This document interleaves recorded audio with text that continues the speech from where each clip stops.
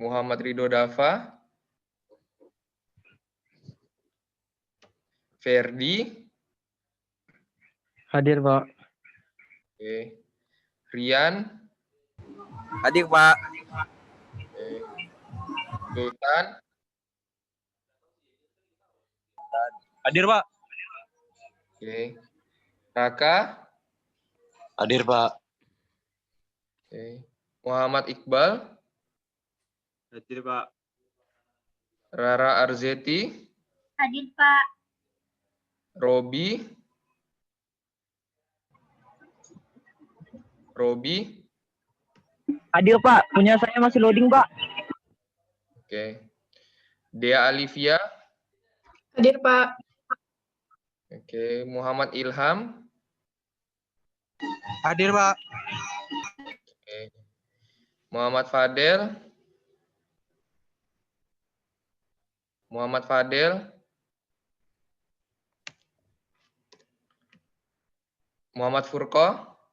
Hadir, Pak. Chelsea Wijaya. Hadir, Pak. Oke. Diva Afaya. Hadir, Pak. Oke. Syahrul Abidin. Hadir, Pak. Yela. Hadir, Pak. Oke. Ervianti. Hadir, Pak. Yosvika. Hadir, Pak. Aji. Hadir, Pak. Oke, masih diaktifin ya. Ini mau saya screenshot untuk bukti perkuliahan kita ya pada minggu ini. Pak, saya belum absen, Pak. Siapa? Muhammad Ridho Dafa, Pak. Muhammad Ridho Dafa. Oke. Oke, diaktifin semua Pak, ya. saya juga, Pak. Siapa? Sukri, Pak. Oke. Saya satu. Mana sih tombolnya? Oh ini. Ya, 1, 2, 3. Oke. Sambil menunggu Pak Mustafa ya. Udah siap, Pak. Oke. Udah, Pak. Udah semuanya. Oke, sip. Thank you, Pak. Ya. Oke, saya lanjutkan ya. Jadi semoga itu tadi bisa dipahami.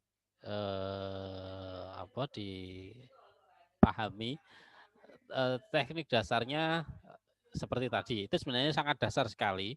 Jadi untuk georeferencing kami dulu waktu perkuliahan ya itulah yang diajarkan semacam itu. Namun untuk yang saat ini itu hampir tidak digunakan. Namun sesekali itu akan menjadi penting saat kita berkaitan dengan pemerintah daerah yang mereka hanya memiliki peta analog, peta yang manual, peta yang berupa cetakan. Nah, kita diminta untuk mengelola data seperti itu. Nah, sehingga kita tidak gagap nanti saat kita mengerjakan pekerjaan seperti itu. Nah, ada yang kalau kita blended, jadi ada yang secara online menggeoreferencing, ya. Ini boleh sebagai alternatif saat kita berhadapan dengan peta, ya. Saya share screen di ArcGIS. Nah, tadi kalau sudah selesai, nanti tolong mahasiswa menyimpan hasil pekerjaannya. Nah, jadi hasil pekerjaannya jangan lupa disimpan karena di sini masih untitled ya. Jangan lupa di save. Nah, simpannya itu di tadi saya tidak dimasukkan situ, jadi masukkan project T6 georeferencing Nanga Taman. Saya masukkan nama di sini georef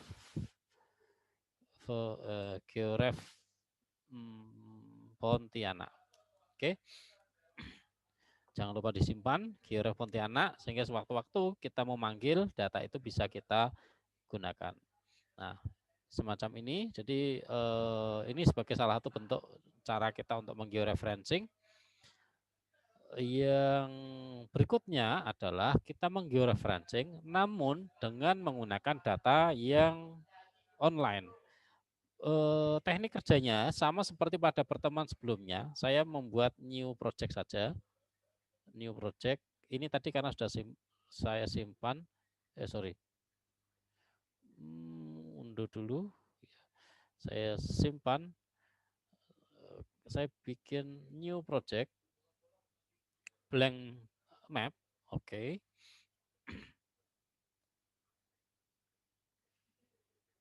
Oke, di sini masih kosong, masih unknown units di bawah ya.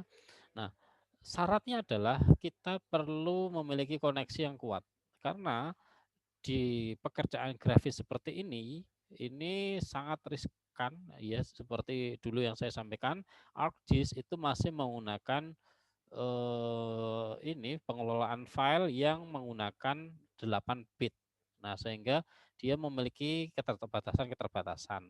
Nah, salah satunya adalah kenapa mereka masih menggunakan 8 bit itu karena ArcGIS itu data-datanya ya, pelanggan-pelanggan mereka itu adalah pelanggan lama yang setia dengan ini bahasa apa ya, bahasa pemrograman atau ini apa semacam kodifikasi yang menggunakan satuan 8 bit.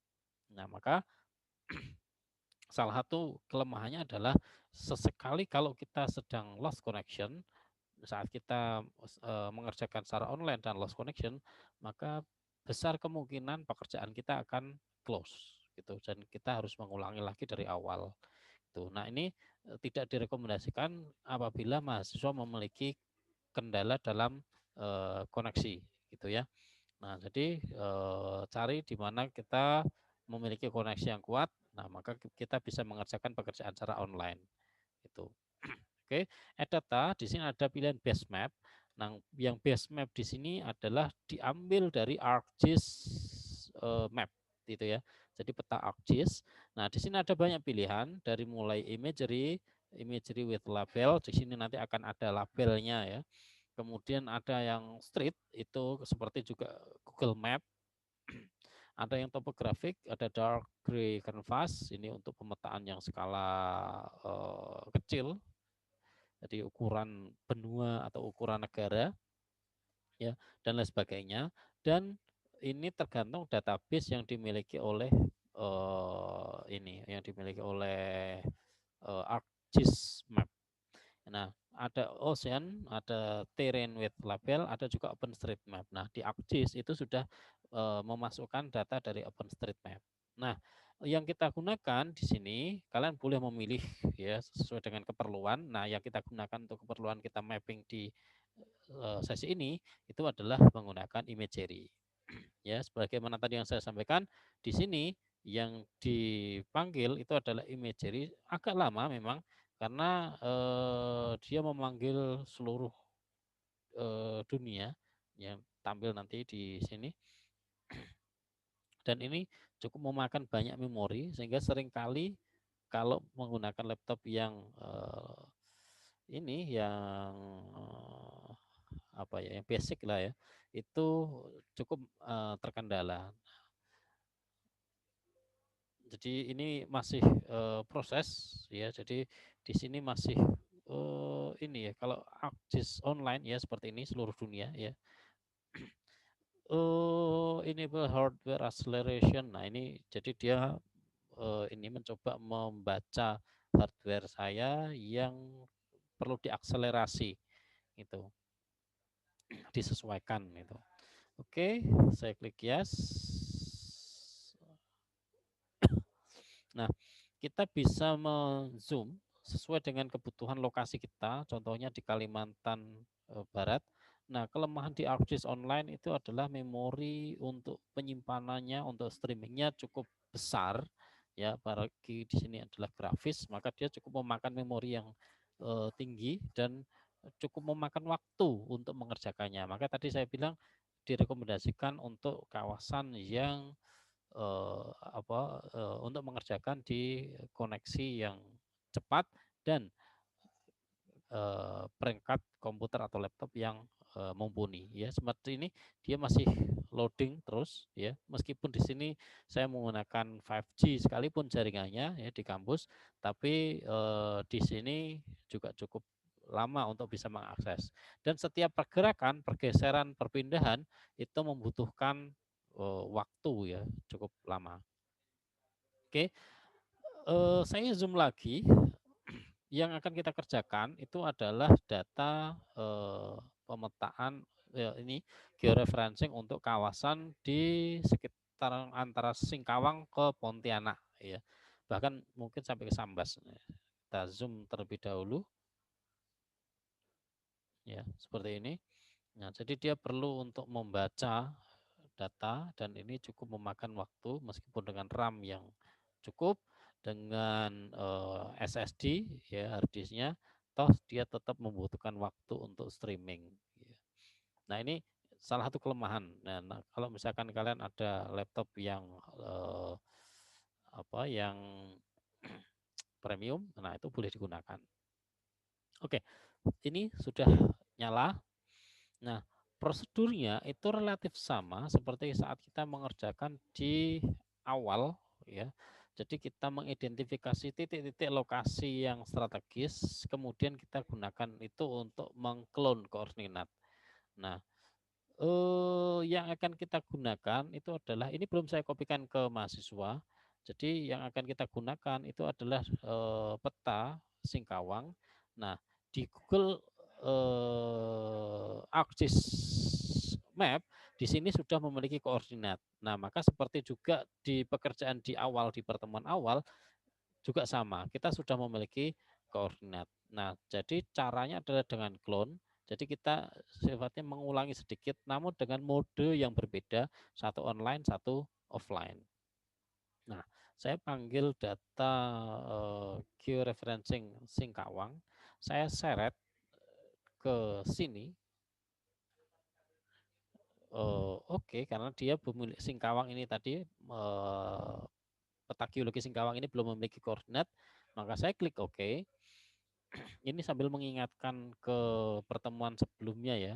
Nah, jadi saya zoom sesuai dengan kawasan antara Pontianak dengan Singkawang. Kemudian saya ini sudah singkawang.jpg yang terpilih, yang terselect.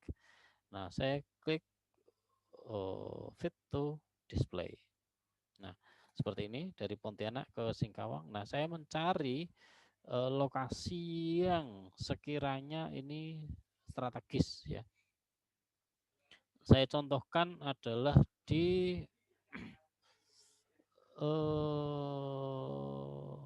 kawasan semacam ini yang memiliki ini oke.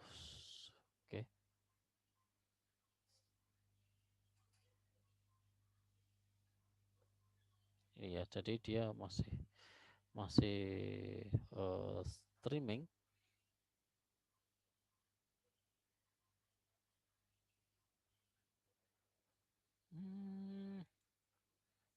Sebentar, agak kesulitan nih namanya karena skalanya besar.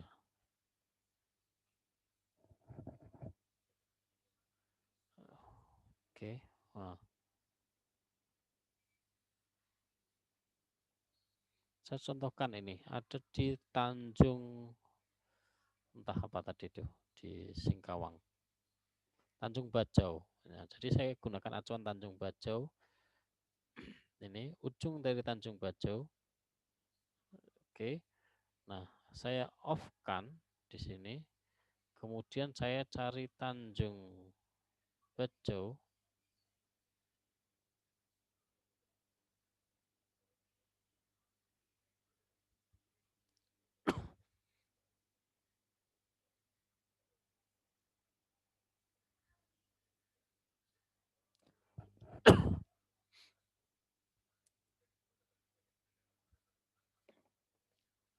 Oke, semoga ini tidak keliru. Ujung dari Tanjung Bajau, klik. Nah, saya coba on kan.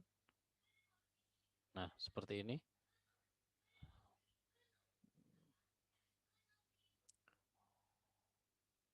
Oke, semoga betul. Kalau nggak betul pun juga nanti bisa kita koreksi.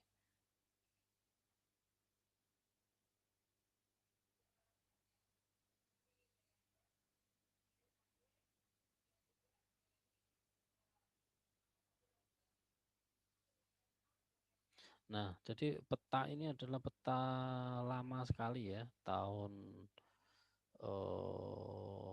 berapa itu 70-an mungkin. Nah, jadi kita bisa gunakan itu juga untuk memetakan misalkan perubahan garis pantai. Nah, kalau misalkan kalian ada mengerjakan mapping yang sama, itu juga bisa. Kemudian acuan yang kedua adalah di sungai. Nah, biasanya sungai itu relatif stabil untuk di muara, jadi tidak mengalami banyak perubahan. Nah, contohnya adalah di sekitaran Kapuas. Nah, tapi tidak di kawasan yang berupa delta seperti ini, karena biasanya kawasan delta itu, gosong pasir seperti ini rawan terhadap perubahan fisik ya. Jadi morfologinya ini tidak sesuai, dia mengalami perubahan. Nah, maka kita perlu menggunakan acuan-acuan yang lain. Contoh di sini sungai.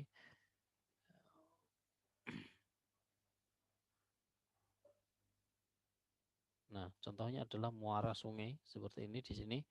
Ini boleh kita gunakan. Klik, saya off-kan muara sungai. Nah, ini kita juga perlu memahami mengenai aspek lokasi ya. Jangan sampai kita keliru dalam membuat waypoint-nya. Oke, saya off. Muara sungai pertama, di atasnya Sungai Kapuas.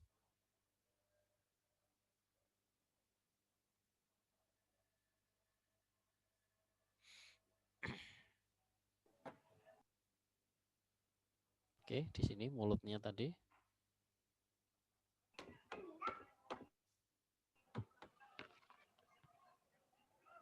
Ya. Satu ya. Oke, saya Satu, letakkan dua, di tiga. sini. Dua. Nah, jadi seperti ini. Saya coba zoom dulu. Ups, sorry. Bukan zoom. Zoom ini.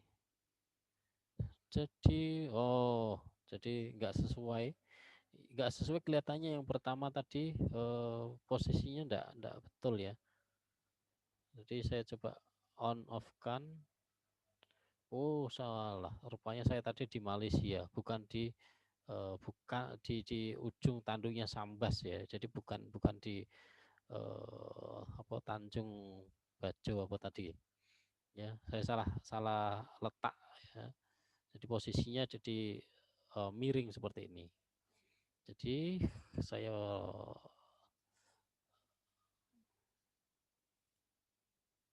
select. Saya bisa kok memindahkan seperti ini. Nah, seperti ini.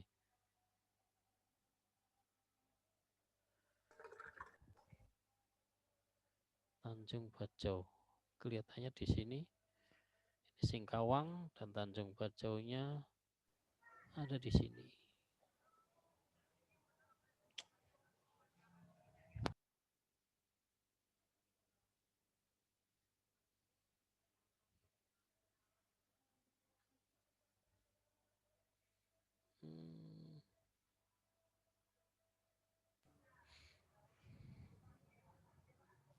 Semoga tidak keliru.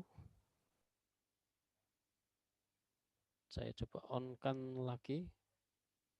Nah, dia di posisi ke. Nah, oke, betul. Nah, jadi untuk memindah ini kita bisa menggunakan select link tadi ya. Memindah, mengubah posisi supaya tepat. Oke, ini 1, ini 2, dan ini ada di posisi yang relatif hampir betul ya. Jadi ujung-ujungnya itu relatif betul. Namun karena peta ini adalah peta tahun yang sangat lama, nanti kita bisa lihat lokasinya, waktunya, periode pengerjaannya, karena ini bekerja sama dengan Departemen Pertahanan Amerika kalau nggak salah. Nah, jadi ini cukup lama, era tahun 70-an. Nah, jadi mungkin secara fisik banyak mengalami perubahan, terutama karena ada pergeseran garis pantai di sebelah baratnya Kalimantan. Itu. Nah, maka yang bisa memungkinkan untuk kita jadikan acuan berikutnya itu adalah simpul-simpul sungai. Nah, saya contohkan itu saat saya zoom, saya coba cari simpul sungai. Ya, pertemuan dua sungai itu relatif stabil ya posisinya. Tapi kita tetap perlu ini memperhatikan secara betul apakah betul sungai itu tidak mengalami perubahan. Nah, maka yang tidak mengalami perubahan itu yang bisa kita jadikan sebagai acuan. Agak rumit mungkin. Jadi perlu kejelian untuk bisa mengerjakan seperti ini. Nah, maka inilah perlunya tatap muka. Sebenarnya seperti itu. Oke, di sini ada pertemuan sungai, ya semoga tidak terjadi kekeliruan atau tidak terjadi perubahan posisi. Nah, biasanya simpul pertemuan sungai itu relatif stabil, tidak mengalami banyak perubahan. Nah, maka saya coba dulu menggunakan acuan itu. Oke, ini pertemuan sungai dengan sungai ada di sini. Oh, sungai besar aja. Saya coba tambahkan waypoint. Ya, pertemuan antara 1, 2, dan 3 sungai. Nah, kita jadikan sebagai acuan.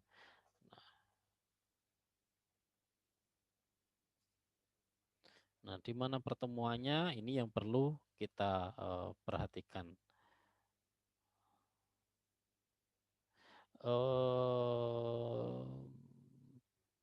Oke.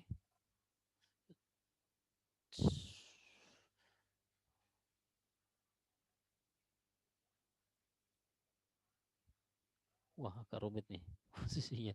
Betul tidaknya ini tadi.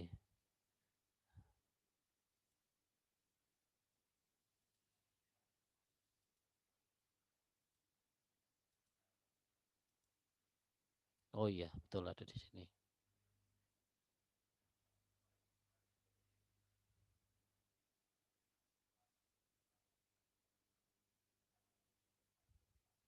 Oke, pertemuan sungainya ada di sini. Ya.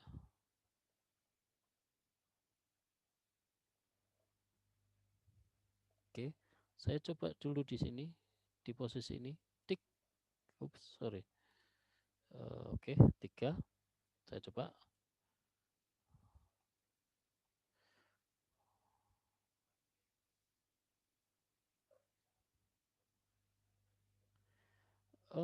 Boleh juga kita membuat peta ini supaya agak mudah dipahami. Kita bisa menggunakan semi transparan, misalkan transparansinya kita buat jadi contoh misalkan 50%.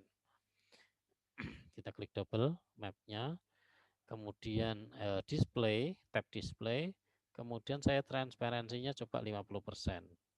Ini. Nah, jadi berbayang seperti ini.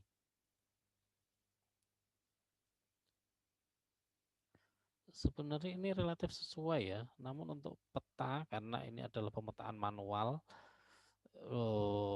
menggunakan data yang sangat lama sekali. Nah, jadi ada kemungkinan terjadi disorientasi. Namun untuk lekuan-lekuan seperti ini ya, kita lihat dari pencirinya, lekuan seperti ini, kemudian lekuan di sini kalau kita perhatikan itu relatif sama ya, lekuan seperti ini itu. Nah, jadi ini tadi simpul pertemuannya ya, jadi relatif seragam, sama posisinya.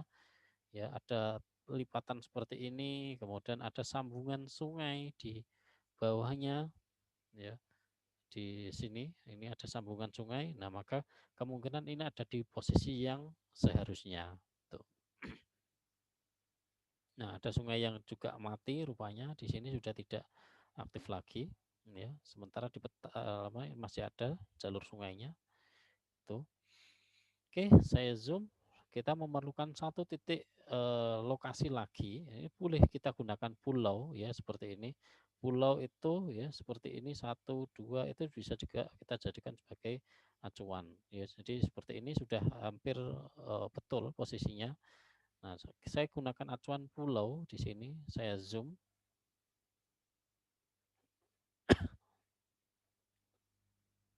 Nah, ini ada pulau. Nah, pulau di tengah-tengah pulau itu bisa saya gunakan sebagai penanda. Nah, saya contohkan, saya tambahkan add control point, kemudian di antara tengah pulau ini saya gunakan contohnya di sini, klik gini. Kemudian saya off-kan. Nah, saya cari di mana tengah pulau tadi berada. Nah, di sini posisinya. Nah, rupanya ini dia mengalami perubahan fisik ya. Perubahan fisik pulau. Nah, jadi saya gunakan posisi tengah juga dari pulau itu sebagai kebanyakan. Oke. Kita lihat hasilnya. Nah, relatif hampir sama ya. Meskipun kalau dari pulau asalnya itu agak sedikit berbeda karena pulau asalnya itu pulau yang sekarang yang saat ini memanjang, sementara di petanya itu membentuk bulatan seperti ini. Itu. Kita lihat berapa errornya adalah 88 meter. Seperti tadi juga yang saya sampaikan, kita juga bisa melakukan proses koreksi, perbaikan manakala kawasannya tidak sesuai. Saya contohkan, saya zoom to layer, kemudian saya cari mana error yang paling banyak. Di sini ada residu yang paling banyak itu ada di titik ketiga, titik sungai tadi. Nah, maka saya bisa melakukan perbaikan di titik sungai ya dengan cara saya zoom. Nah, titik inilah yang paling banyak mengalami perubahan. Artinya di sini residunya sampai 134 meter.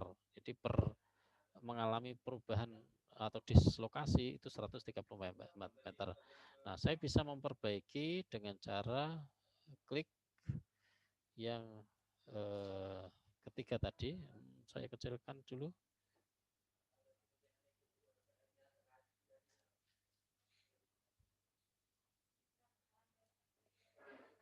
Oke, ini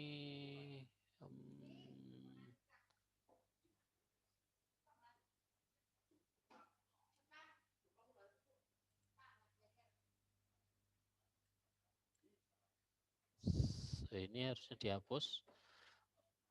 Oke, ini masih bisa bergeser lagi.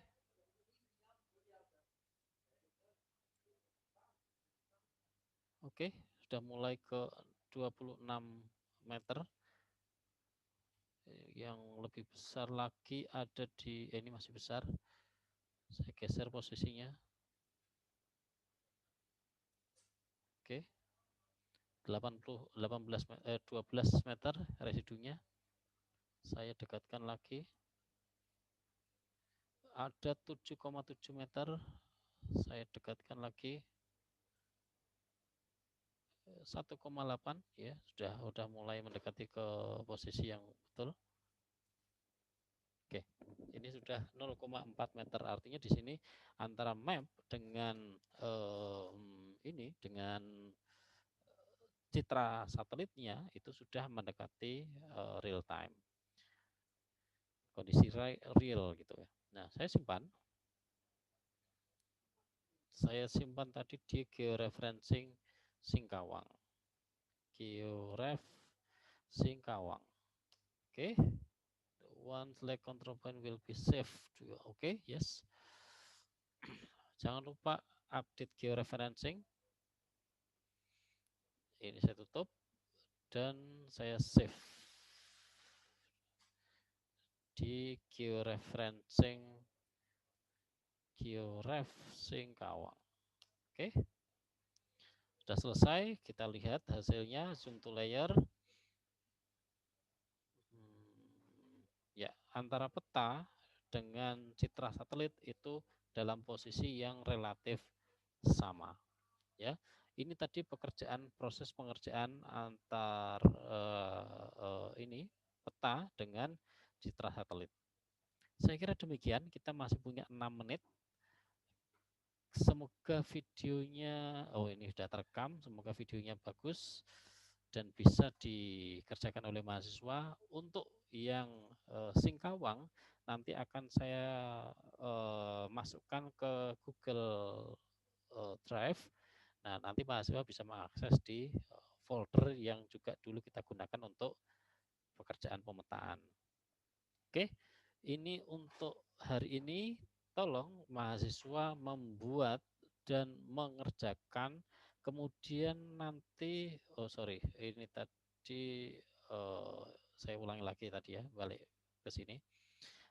Silakan ini nanti di screenshot antara peta ya, satu layar penuh saja ya, supaya bisa melihat antara citra, peta, dan koordinatnya.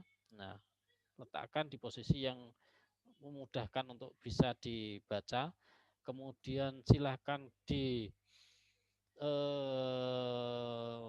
screenshot, kemudian dimasukkan ke Microsoft Word dan disimpan, kemudian dikirimkan ke Google Form yang sudah tersedia. Kalau ada permasalahan, pertanyaan atau apapun, silakan ditanyakan. Kita ketemu minggu depan untuk pekerjaan digitasi. Oke, kalau ada pertanyaan silakan. Ini saya stop ini dulu, saya stop